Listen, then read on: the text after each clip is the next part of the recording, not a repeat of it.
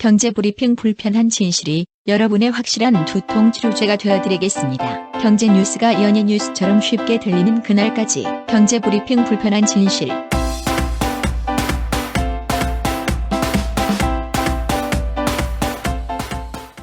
경제브리핑 불편한 진실 5월 25일 순서 시작하겠습니다. 요즘도 이런 얘기들 많이 하세요.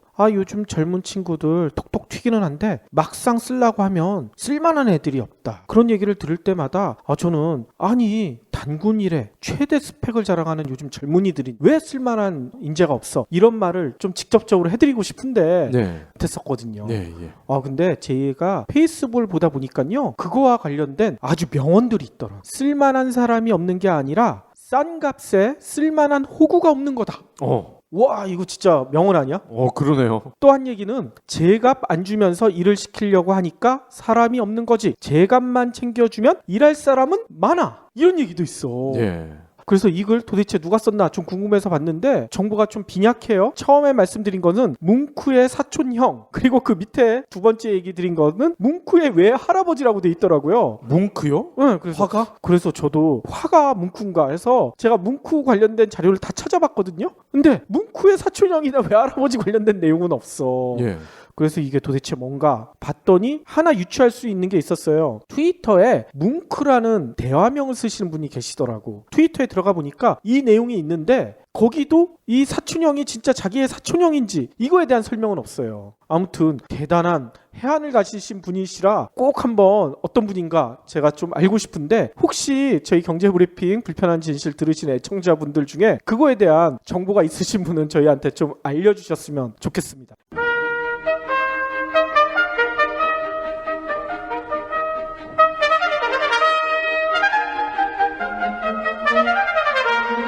경제브리핑 퀴즈쇼 1대1 문제 드리겠습니다. 자원이 풍부한 나라가 오히려 가난한 현상을 일컫는 경제 용어는? 창조혁신센터? 땡! 땡입니다. 왜 틀려요? 자원이 없으니까 창조라도 해야죠. 그렇긴 한데 답은 천연자원의 저주. 다음 문제들이죠. 에이즈를 제외하고 가장 심각한 전염병을 유발하는 것은? 가습기 살균제? 땡! 전염병이라고 했잖아요. 수백 명이 죽었는데 그게 전염병 아니에요? 이해는 되지만 책 좀 읽으셔야겠네요. 총균세 저자 제레드 다이아몬드 교수가 새 책을 내셨어요. 김영사에서 펴낸 제레드 다이아몬드의 나와 세계. 다음 시간까지 이 책 꼭 완독하고 오세요. 퀴즈 못 풀어도 출연료는 나오죠? 인류의 내일에 관한 중대한 질문. 제레드 다이아몬드의 나와 세계. 도서출판 김영사. 오늘 꼭 챙겨야 할 경제 브리핑. 첫 번째 브리핑을 제가 준비하면서 드디어 원자력 발전의 복수가 시작된 거 아닌가, 이런 섬뜩한 생각을 해봤어요. 아니, 복수라면 뭐가 터지는 거예요? 정부가요, 국내 원전에서 발생하는 위험물질 오브 위험물질, 고농도 방사성 폐기물을 이제 처리를 해야 되는데 2028년까지 부지를 선정하기로 했다고 합니다. 오호. 그러니까 12년 안에 이 고농도 방사성 폐기물을 묻을 장소를 정해야 된다는 겁니다. 아니, 예전에 경주라든지 이런 데들이 난리가 났었잖아. 이런 거 만든다고 해가지고. 그렇죠. 근데 이번에 이 방사성 폐기물 같은 경우는 특히 재수가 없는 게 고농도란 얘기죠. 물론 방사성 폐기물이 뭐 약하고 덜 약하고 이게 큰 차이가 없을 수도 있겠지만 이번 거는 특히 더 농도가 아주 진하다고 합니다. 산업통상자원부가요, 오늘 이 같은 내용을 담은 고준위 방사성 폐기물 관리 기본계획을 행정 예고를 한다, 이렇게 밝혔는데요. 사용 후 핵연료 공론화위원회가 제출한 권고안을 바탕으로 고준위 방사성 폐기물 처리 기본계획을 마련했다, 이렇게 설명을 했어요. 즉 지금까지 우리나라 원전 많잖아요. 그렇죠. 여기서 발전을 해오면서 묻어왔는데 이제는 포화 상태에 이르렀다는 거야. 그래서 지역에서 더 묻을 곳이 필요한데 이거를 2028년까지 정해야 됐는데 앞으로 12년 남았습니다. 과연 어느 지역에 묻을 것인가? 이게 이제 전 국민의 초미의 관심사가 되는 거예요. 우리 고향에 묻어주세요. 우리 지역에 묻어주세요. 그런 사람은 없을 거 아니야. 지금 당장 사드 배치하냐 마냐 이것도 굉장히 논란이 되고 있고, 사드는 양반이야 이거에 비하면 방사성 폐기물은요 수백 년 이상 보관을 해야 됩니다. 그리고 이거는 어지간해선 썩지도 않아. 이거는 인류가 멸망하기 전까지는 아마 안 썩을 거예요. 근데 일단 님비 현상, 이게 첨예하게 일어날 겁니다. 그러겠네요. 지금 우리나라는 교도소라든지 쓰레기 매립지라든지 이런 것만 해도 엄청나게 피 터지게 막 싸운단 말이죠. 그런데 님비 현상의 갑 중의 갑인 방사능 폐기물을 묻는 곳, 앞으로 12년간 국론 분열이 극에 달할 것 같다, 이렇게 생각이 돼요. 이런 예상도 가능하겠네요. 요번이 20대 국회잖아요. 예. 20대 국회 말고 요 다음 21대 국회, 이 국회의원 선거할 때는 우리 지역은 절대 방사능 폐기물 처리장 못 들어오게 하겠습니다, 이런 공약 내거는 국회의원 후보자들이 상당히 많이 늘어날 것 같아. 그렇죠. 근데 1번부터 10번까지 다 그걸 공약으로 내세울 것 같아요. 그렇군요. 근데 이 시점에서 우리가 이런 걸 또 한번 생각을 해봐야 될 것 같아요. 이명박 정부 때부터 이 원전 플랜트 솔루션을 수출을 하려고 대통령이 직접 영업에 나섰잖아요. 그리고 수출했다고 엄청나게 홍보를 했는데 그게 허구였다는 게 밝혀져가지고 또 개망신을 당했죠. 예, 박근혜 정부 역시 마찬가지고 원전이 그래도 가성비가 가장 뛰어나다. 그런데 원자력의 복수가 시작된다. 지금 와서 생각을 해보니까 이게 가장 싼 게 아니야. 폐기물 관리 비용, 국론 분열 비용, 각종 피해, 부작용 비용 다 감안을 하면 가장 비싼 발전 방식이 아닌가, 이렇게 보여지고요. 어떤 분들은 이거를 은행에 빚내는 상황에 묘사를 하더라고요. 원자력은 그동안 우리가 돈을 꿨지만 이자만 내왔다. 이제 폐기물을 처리를 해야 되는 시점이 왔다. 즉 원금을 같이 갚아야 되는 시점이다. 이제는 부담은 몇 배가 될 수가 있다. 진짜 복수가 시작되겠네요.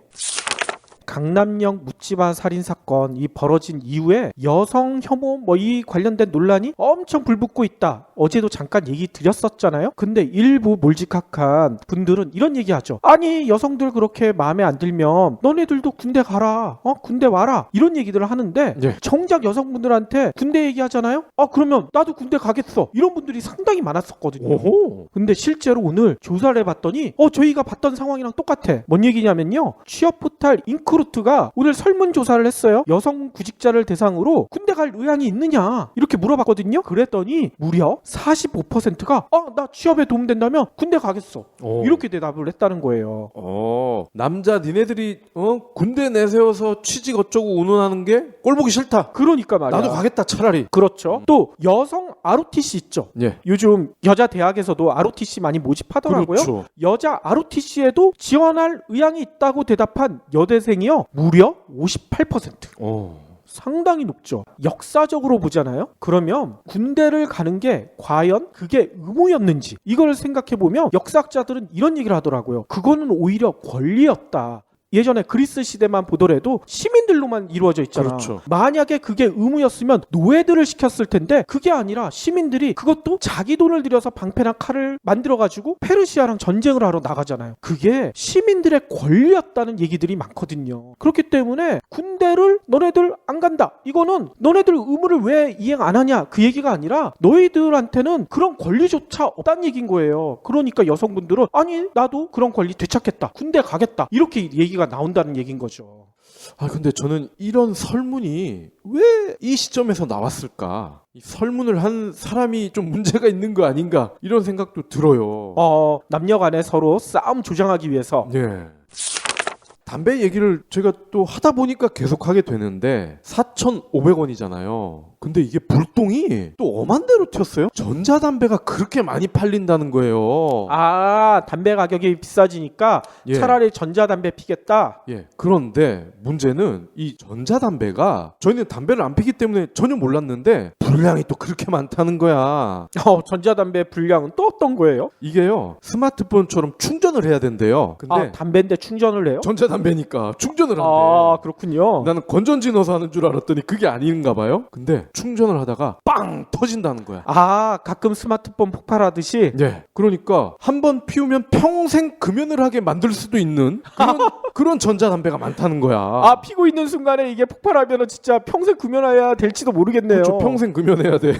근데 문제는 이게 의도적으로 이러한 불량품을 만들어서 자기 입속만 챙기는 나쁜 장사꾼들이 있다는 겁니다. 중국산 불량 전자담배를 무려 100만 개를 수입을 해서 시중에 유통한 업자들이 경찰에 붙잡혔어요. 아니, 100만 개면 이게 도대체 얼마나 많은 거예요, 이게?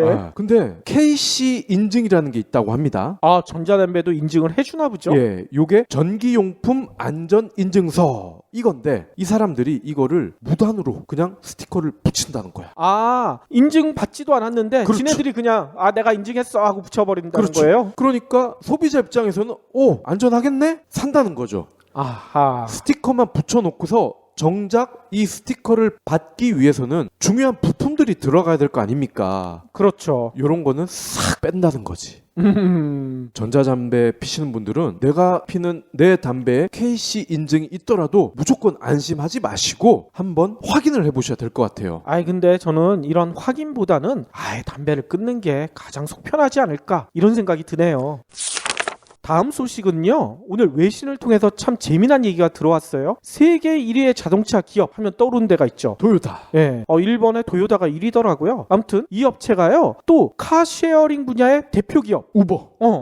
우버랑 손을 잡았대. 왜 잡았을까요? 카쉐어링 사업을 같이 하겠다는 얘기인 거죠. 도요타에 따르면요. 도요타와 미국의 카쉐어링 전문 업체 우버가 MOU를 맺고요. 우버의 전략적 투자자로 앞으로 참가하겠다. 이렇게 밝혔다고 해요. 이번 MOU를 통해서 어떤 일이 벌어지냐면요. 새로운 리스 옵션을 개발해서 서비스를 선보이는 그런 사업을 가장 먼저 내놓지 않을까 이런 예측들이 나오고 있다고 합니다. 그러니까 도요타 차를 산 주인이 우버에 리스를 하고 그러면 우버의 운전자들이 돈을 벌면 그 번 돈의 일부를 다시 리스비로 충당을 하고 그렇죠. 윈윈이네. 그렇죠. 게다가 이제 도요타는 리스 기간을 운전자들이 필요할 만큼 정할 수 있게 이렇게 유동적으로 해주면 이거 진짜 누이 좋고 매부 좋고 가능하다는 얘기가 되는 거죠. 도요타는 안 팔리는 차 팔 수 있어서 좋겠네요. 그렇죠. 그래서 외신에서는 이렇게 전망하고 있어요. 초기 프로그램은요. 우버의 현재 차량 솔루션의 기초를 두고 아마 사업을 시작할 것이다. 특히 우버가 원활히 차량을 제공받을 수 있도록 도요타가 파트너로 나서게 되면 앞으로 우버의 카쉐어링 사업은 더욱 탄력받을 수도 있다. 이렇게 전망을 하고 있더라고요. 그러고 보니까요. 얼마 전에 또 제네럴 모터스도 미국 카쉐어링 업체 리프트라고 얘네도 좀 유명하잖아요. 그렇죠. 여기에 5억 달러를 투자한다고 밝혔거든요. 그런데 또 한 가지 드는 의문점은 정몽구 아저씨는 뭐 하고 계세요?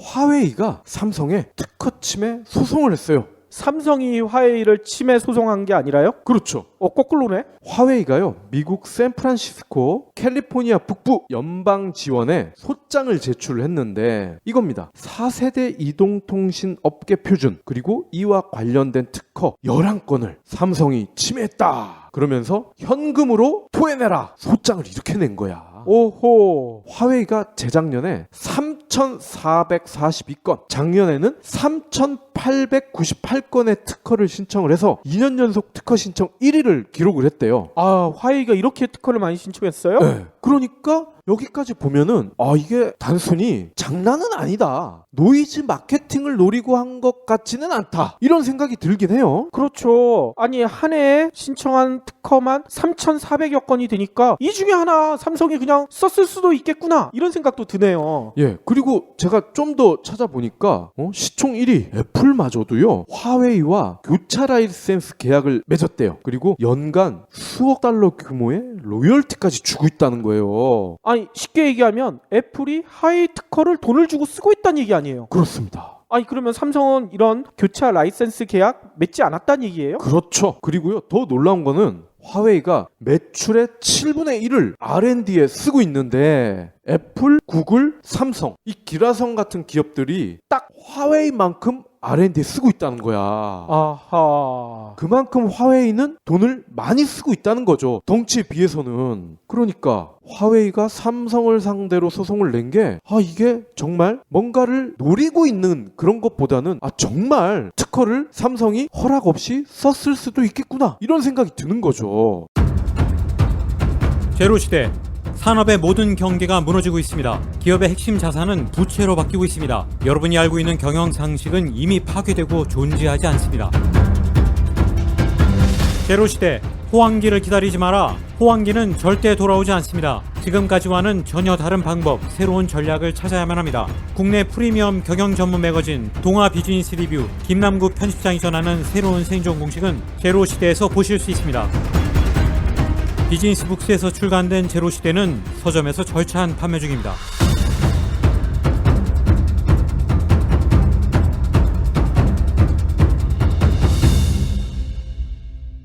그러면 오늘의 섹션 시작할 텐데요. 오늘은 취업 일자리 얘기입니다. 최근에 화제가 되던 뉴스가 하나 있었었죠. 박PD도 아실 거예요. 30잔치는 끝났다. 이런 유명한 베스트셀러를 내신 시인 최명희 시인이요. 최근에 저소득층을 위한 근로장려금 지급 대상이 됐다. 이런 사실을 스스로 공개했어. 이 책은 제 기억에 꽤 팔렸는데? 그러니까 베스트셀러 시인이잖아요. 책이 꽤 팔렸는데 이분이 근로장려금 지급 대상이라는 거야. 이거를 또 스스로 공개를 했어요. 그래가지고 이게 되게 화제가 됐었거든요. 또 주위에 안타까움도 많이 자아냈고요. 최 시인이요. 자신의 페이스북에 이렇게 썼대요. 마포세무서로부터 근로장려금을 신청하라는 통보를 받았다. 내가 연간 소득이 1,300만 원 미만이고 무주택자이며 재산이 적어 빈곤층에게 주는 생활보조금 신청 대상이란다. 이렇게 써놓은 거야. 저랑 비슷한데? 근데 박 PD는 재수 씨가 많이 벌잖아요. 아무튼 최 시인은 이어서 이런 얘기도 썼대요. 약간의 충격, 공돈이 생긴다니 반갑고. 공돈이라고 생각하셨나 봐. 베스트셀러 시인이라는 선입견 없이 나를 차별하지 않는 세무서의 컴퓨터가 기특하다. 이런 위트도 날리셨어요. 그런데 끝에는 어쩌다 이 지경이 되었나 이런 탄식의 글을 남기셨더라고요. 시인은 배고프죠. 그러니까요. 그러면서 그 뒤에 또 한마디를 더 붙였어요. 최 시인은 이번 거를 계기로 출판사에 전화했대. 2년 넘게 밀린 그 시집에 대한 인세 내놔라. 자기 근로장려금 대상인데 인세 안 주면 어떻게 하냐. 그래서 3년 전 발행한 책의 인세 89만 원을 받았다고 이런 얘기까지 써놓으셨더라고요. 진짜 쪼잔하다. 이 89만 원을 2년이나 안 주냐? 아무튼 출판사 입장에서도 좀 어려우니까 그렇겠죠. 뭐 좀 쪼잔하다는 생각은 들긴 들지만 또 출판사의 입장이 있을 테니까 그거까지는 좀 그런 것 같긴 한데 아무튼 이 글이 상당히 화제가 되면서 네티즌들이 많이 읽었거든요. 네티즌들은 뭐 좋아요, 불쌍해요, 뭐 이런 것들을 많이 남겨놨고 또 댓글들도 많이 남겨놓았어요. 아까 박 PD처럼 나랑 비슷하네. 또 마음이 아프네. 이런 댓글들이 줄을 이었다고 합니다. 근데 저는 이 상황을 보면서 왜 이 글에 네티즌들이 이렇게 많이 공감을 했을까? 그거에 대해서 좀 곰곰이 생각해 봤거든요. 물론 베스트셀러 시인이 근로장려금 지급 대상이다. 이 사실 자체가 좀 놀랍긴 하죠. 특히나 이 시인이나 이런 분들은 프리랜서로 불리잖아요. 그래서 자유롭게 시간을 쓰고 또 책 낼 때마다 베스트셀러가 되면 돈도 잘 벌고 진짜 화려한 프리랜서라고 생각했었는데 알고 봤더니 빚 좋은 개살구였다. 이 사실 자체도 너무나 충격적이잖아. 하지만 그 이면에 이런 심리도 있지 않을까 저는 그런 생각이 들어요. 뭔 얘기냐면 혹시 나도 저런 처지에 몰릴지도 모른다 이런 두려움. 그래가지고 이렇게 많이 공감한 게 아닌가 이런 생각이 들거든요. 이미 그런 처지라서 그런 거 아닐까요? 실제로 최근에 자신의 일자리에 대해서 두려움을 느끼시는 분들이 많죠. 특히나 얼마 전에 알파고가 준 충격 때문에 내 일자리 조만간 인공지능한테 빼앗기는 게 아니야? 이런 얘기들 많이 하시잖아. 어떤 분은 이런 얘기 하시더라고요.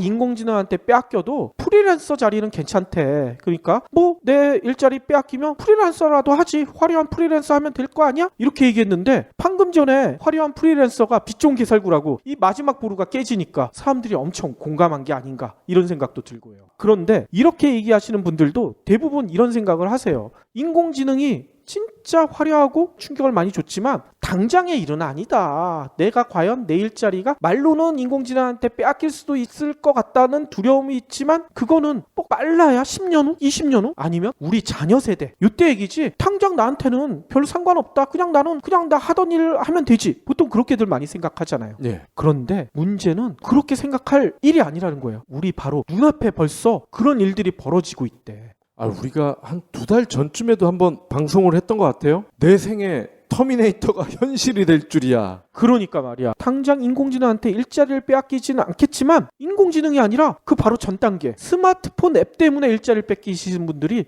생각보다 많다는 거예요. 바로 기경제 때문에 최근에 우리 고용 환경 자체가 크게 급변할 수 있다. 이런 주장들이 많이 나오고 있어요. 기기 뭐죠?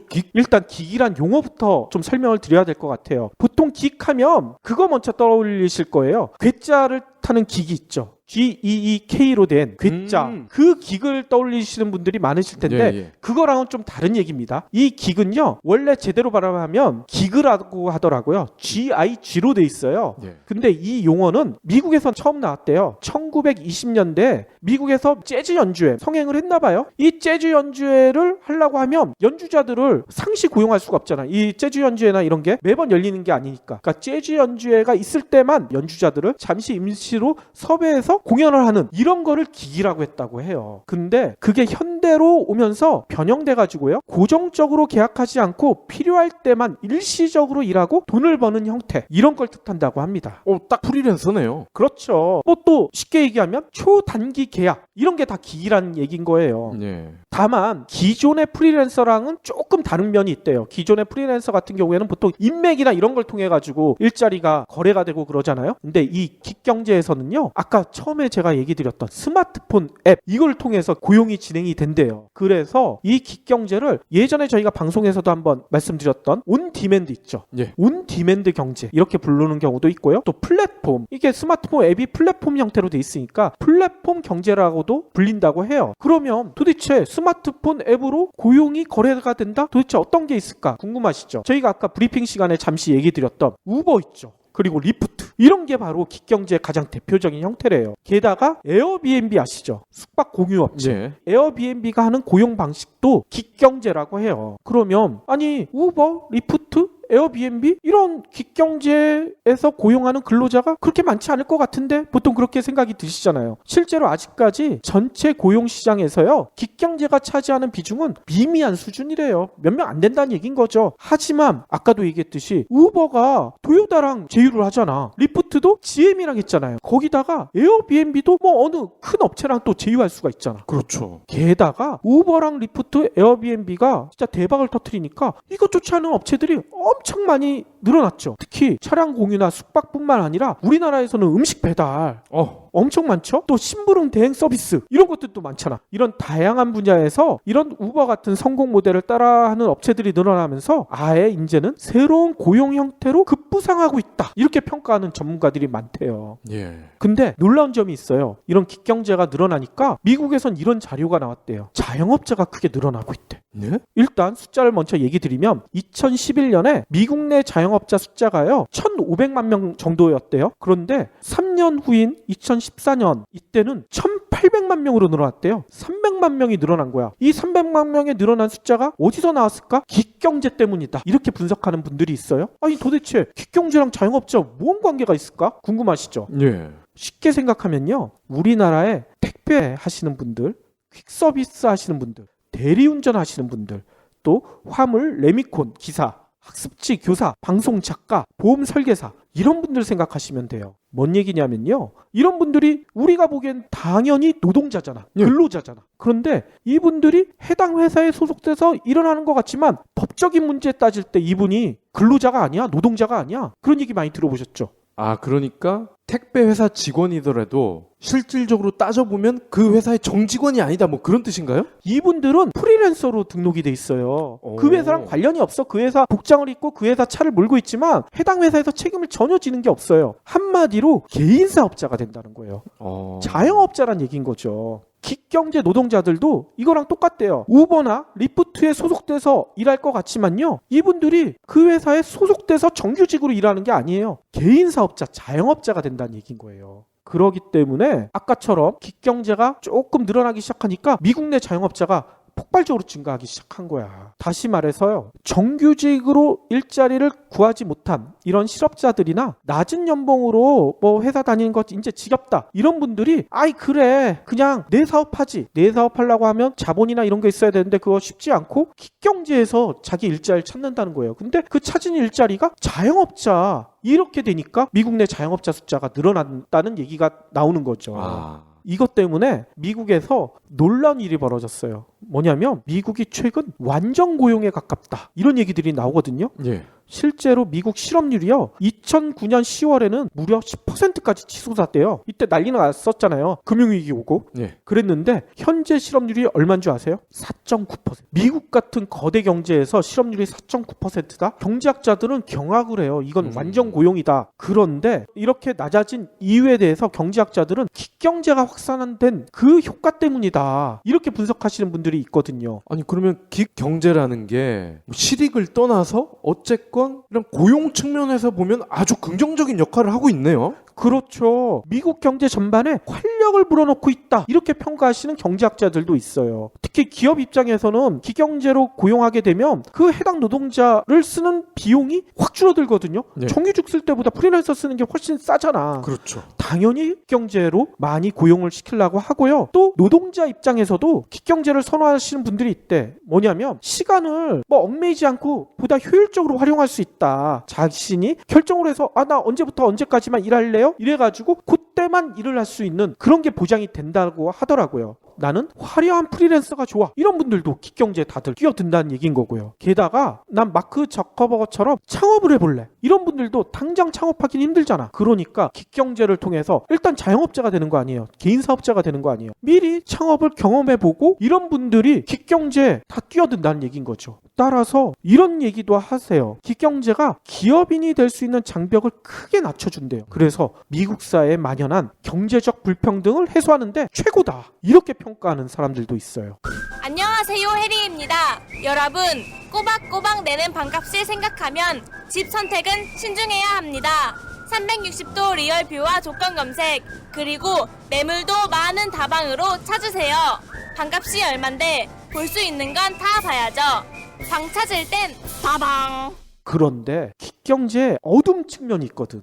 왠지 이게 실익과 관련된 부분일 것 같아. 기경제가 노동자 보호를 회피하고 있다. 이렇게 주장하시는 분들이 많아요. 이게 노동자 보호를 왜 회피하는지 요거는 국내 사례를 생각해 보시면 쉬워. 국내 학습지 교사들, 택배 기사들 이런 분들 보면 회사로부터 지시나 감독 통제 이런 거 다 받고 경제적으로 종속도 돼 있지만 법적으로는 노동자가 아니잖아요. 개인 사업자잖아. 무슨 사고가 나더라도 회사에서 책임져 주는 게 없어요. 개인들이 다 물어줘야 돼. 긴 노동자들도 우리나라 이 택배 기사들이랑 거의 상황이 비슷하대요. 우버 같은 경우에도 기사들이 드라이버 파트너라는 이름으로 개별 계약을 우버랑 맺고 있대요. 그래서 노동법에서 보장하는 최저임금이나 건강보험 이런 혜택을 전혀 받지 못한대. 이 때문에 일부 기사들은요 법원에 이건 말도 안 된다. 집단 소송을 제기하기도 했대요. 이 논란이 점점 확산되니까 이 대선 주자들까지 여기에 대해서 한마디씩 내놓은 거야. 특히 지금 민주당 후보로서는 가능성이 많이 떨어지신 샌더스 후보 같은 경우에는 기경제는 말도 안 되는 제도다.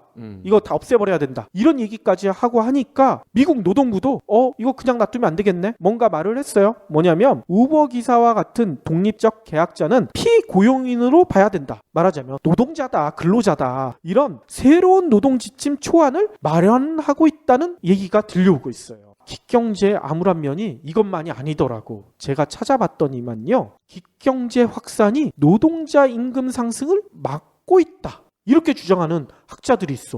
사실 저는 이 부분이 되게 좀 걱정이 됐었어요. 경제, 그러니까 인원을 수급을 할 때 어떻게 보면은 이 인원이 필요한 사람 입장에서는 굉장히 편하잖아요. 그렇기 때문에 직원을 쓸 때도 월급 더 올려주세요 이런 사람들이 있으면 됐고요 나가세요 다른 사람 쓸게요 이게 훨씬 더 쉬워질 것 같아요. 맞아요. 박 PD가 지적한 대로 그런 문제 때문에 미국에서는 이런 일이 벌어지고 있대요. 아까 미국 실업률이 완전 고용 수준으로 떨어졌다고 했잖아요. 그런데 이렇게 떨어졌으면 이제 근로자 고용하기가 힘들 거 아니야. 당연히 월급을 많이 주고 근로자를 고용해야 될 거 아니에요? 예. 그런데 미국의 임금 상승률을 조사해 봤더니만 7년째 개걸음 오르지가 않고 있다는 거야. 미국 임금이. 네. 이 실업률과 임금 상승률이 역의 상관관계다. 경제 이론이 있죠. 필립스 곡선. 경제학 시간에 졸지 않으신 분들은 생각나실 거예요. 필립스 곡선. 이게 영국 경제학자가 주창했던 이론인데 이 필립스 곡선이 무너져 내리고 있다. 이렇게 주장하는 학자들이 있어요. 실제로 미국뿐만 아니라 일본도 실업률이 3% 초반까지 떨어졌는데 일본의 임금 상승세도 실망스러운 수준이에요. 또 영국도 10년 만에 최저 실업률을 기록했거든요. 근데 영국 노동자들의 임금이 오르지가 않아. 필립스 곡선이 먹혀들지 않고 있다는 얘기인 거예요. 한마디로. 이게 이론이 완전히 깨져버린 거야. 전문가들은 그래서 이런 표현을 쓴대요. 임금 상승의 수수께끼. 실업률이 떨어지는데 임금이 오르지가 않으니까 이게 수수께끼란 표현을 쓴다는 거예요.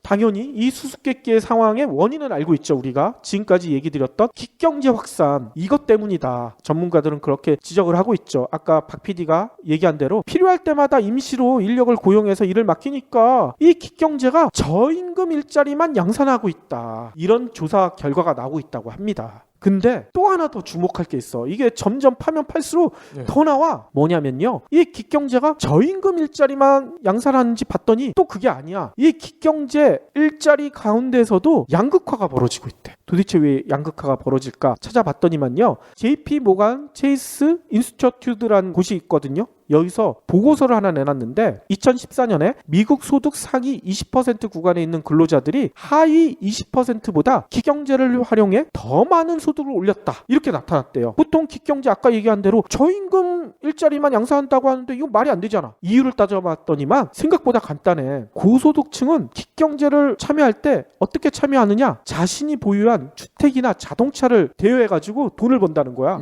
훨씬 많이 벌겠죠. 근데 저소득 근로자들은 스스로 이제 우버 운전기사가 되는 거야. 리프트 운전기사가 되는 거야. 받는 월급이 얼마 안 될 거 아니야. 야, 이게 마르크스의 자본론 이게 똑같은 내용이 나오거든요. 그러니까 자본가라고 하잖아요. 이 책에서는 이 자본가들은 노동, 임금, 토지 이거를 뭐 경제 3대 요소라고 하는데 토지를 가지고 있기 때문에 영원히 부자가 될 수밖에 없다. 이 토지가 나중에는 돈도 되고 공장 설비가 되고 이렇게 모양을 변신을 하는 거죠. 이 얘기가 기경제에서도 그대로 재현이 되네요. 그러니까요. 저희가 기경제 장점 얘기할 때 기경제 예찬론자들이 경제 불평등 완화시킬 것이다. 이 주장이 완전히 허구였다는 얘기인 거예요. 한마디로 기경제에서도 돈이 돈을 버는 양상 그대로 재현되고 있다는 얘기인 거죠.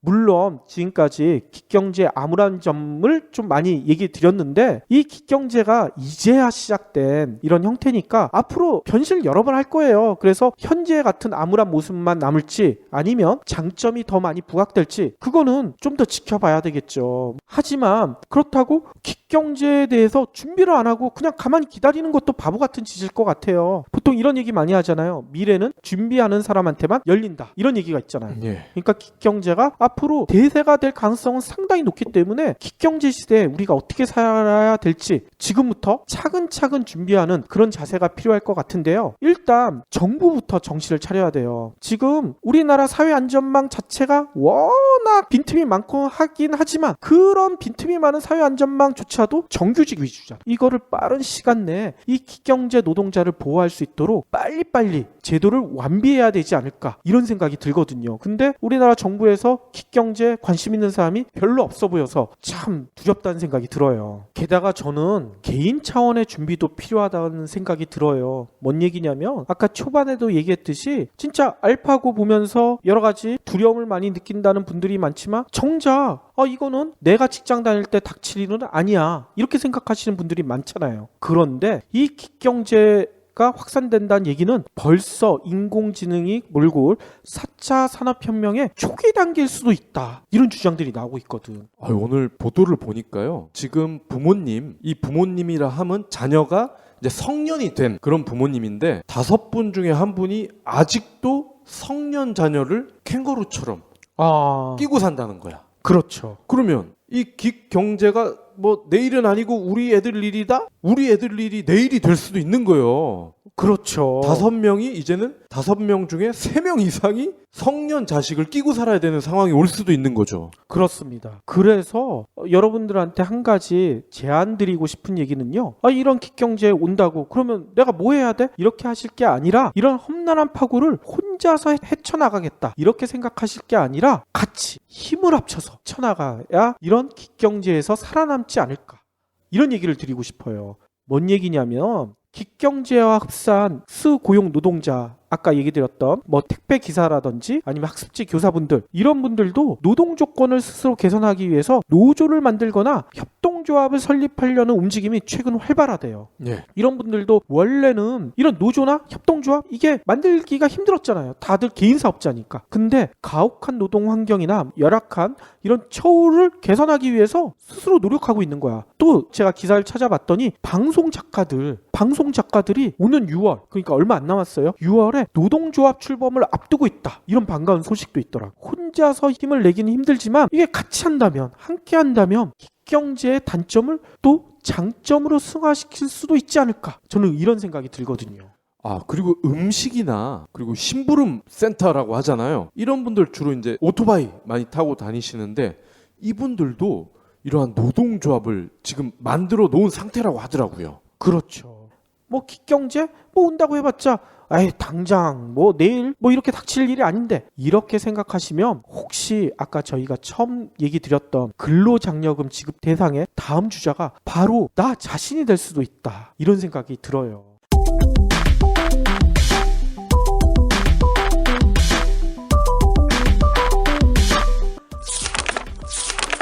부장님 일찍 나오셨네요. 근데 왜 신문을 그렇게 여러 개씩 보고 계세요? 내가 의심병이 좀 있어. 의심병이요? 한 사건을 놓고 언론에서 장난을 많이 하거든. 이 대리, 뉴스가 어떻게 만들어지는 줄 알아? 제가 기자도 아닌데 그걸 어떻게 알아요? 이런 순진한 친구를 봤나? 요즘에 계속 뉴스 나오는 어버이연합 알지? 그분들이 정말 애국심으로 그런다고 생각해? 뭐 어르신들이 용돈이나 벌러 나오신 거 아니에요? 그러니까 왜 어른들이 하필 거기서 용돈을 버냐고. 뭐 보수단체니까 보수를 받아야 움직이는 거라서. 아침부터 왜 낮에 개그야? 시민단체가 집회하면은 단신, 어버이연합이 집회하면은 머릿기사, 진보라는 말만 나오면 빨갱이 잣대부터 들이미는 거. 이게 바로 언론이 만드는 프레임이라는 거야. 프레임. 모든 기사에는 그 의도가 있는 법이라고.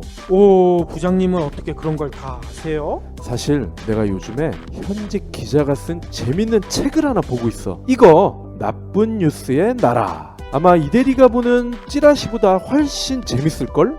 진짜예요? 그럼 다 읽고 저 좀 빌려주세요. 이런 책은 좀 사서 보라고. 뉴스 그 이면에 감춰진 진실을 알고 싶다면 한빛비즈 최신작 나쁜 뉴스의 나라. 마지막으로는요, 제가 페이스북에서 본 글을 하나 소개시켜 드리고 싶은데요. 제목이 이렇게 돼 있어요. 중요한 자리에서 머릿속이 하얘질 때 어떻게 해야 되나. 테드란 프로그램 아시죠? 그 강연하는 거잖아요. 그렇죠. 테드란 프로그램에 역사상 조회수 2위를 기록한 강연이 있대요. 이 강연은요, 하버드 경영대학원 교수인 에이미 커티란 교수님이 하신 강연이거든요. 일단 강연에서 제시한 해결법은 생각보다 너무 간단해. 마음을 비워라. 뭐 그런 거 아니에요? 그런 거 아니에요. 해결법은요, 원더우먼 자세 취한. 원더우먼 아시죠? 그 팔짱 끼고 서 있는 거 말하는 거예요? 그렇죠. 원더우먼이 가장 멋진 포즈가 모든 일을 다 해결한 다음에 허리에다가 두 팔을 이렇게 팔짱 끼는 게 아니지, 이거는. 허리에 팔을 대고 이렇게 멋진 포즈를 취하잖아요. 그런 자세만 취해도 머릿속이 하얘지는 걸 방지할 수가 있대요. 군가 부를 때 자세. 이거는요, 마치 모든 것을 성공적으로 끝냈다, 이런 자신감을 나타내 줄 수 있는 자세라고 해요. 자기 허리 날씬하다 자랑하는 거 아니에요? 원더우먼은 아마 그랬을 것 같은데, 이 자세를 취하면 이 자신감이 생긴다는 얘기인 거죠. 커티 교수는 사례도 제시했대요. 2008년 축구 경기에서 있었던 모든 페널티킥을 조사를 했는데 결과가 이렇게 나왔다는 거예요. 눈을 내리깔고 위축된 자세로 공을 찰 준비를 했던 선수들은 자신감이 있는 자세로 준비한 선수들보다 페널티킥 성공 확률이 훨씬 낮았대요. 그리고 이게 진짜 맞나? 실제로 실험도 해봤나 봐요. 사람들이 위축된 자세를 취할 때보다 당당해 보이는 자세를 취했을 때 자신감에 영향을 미치는 호르몬이 있대요. 이 호르몬 수치가 3분 동안 무려 20% 가까이 상승했다는 거예요. 진짜 놀랍죠. 그러니까 커티 교수는 군가 부르는 그런 원더우먼 자세만 취해도 이런 호르몬 수치가 확 올라간다는 거야. 신기하네. 간단히 자세를 바꾸는 것만으로도 정신력에 엄청난 영향을 미친다는 얘기인 거죠. 아니 솔직히 이게 너무 간단한 방법이라 이게 과연 진짜 효과가 있겠어? 이런 생각도 들지 모르겠지만 이 테드 강연 내에 댓글이 엄청나게 달렸거든요. 진짜 이거 해봤더니 효과가 있었다. 이런 댓글이 상당히 많았어요. 특히 면접 때마다 떨어졌던 이런 구직자들도 커티 교수가 했던 것처럼 들어가기 전에 원더우먼 자세를 취하고 들어갔더니만 면접에 합격했다. 이런 얘기도 있었고요. 그러면 소개팅을 할 때도 적극 활용을 해야 되겠네요. 처음 보는 이성을 보면 사실 떨 수가 있잖아. 그럴 때 우리 서서 이야기합시다. 둘 다 일어서서 군가 자세로 딱. 그리고 군가 부르면 안 되지. 이 내용은요, 특별히 돈이 드는 것도 아니잖아요. 준비가 많이 필요한 것도 아니고, 그러니까 혹시 시험을 앞두고 있거나 아까 박 PD가 얘기한 것처럼 소개팅을 앞두고 있거나 이럴 때 꼭 한번 취해보시고요. 진짜 효과가 있었으면 저희 경제브리핑 게시판에도 남겨주시면 재밌을 것 같다는 생각이 듭니다.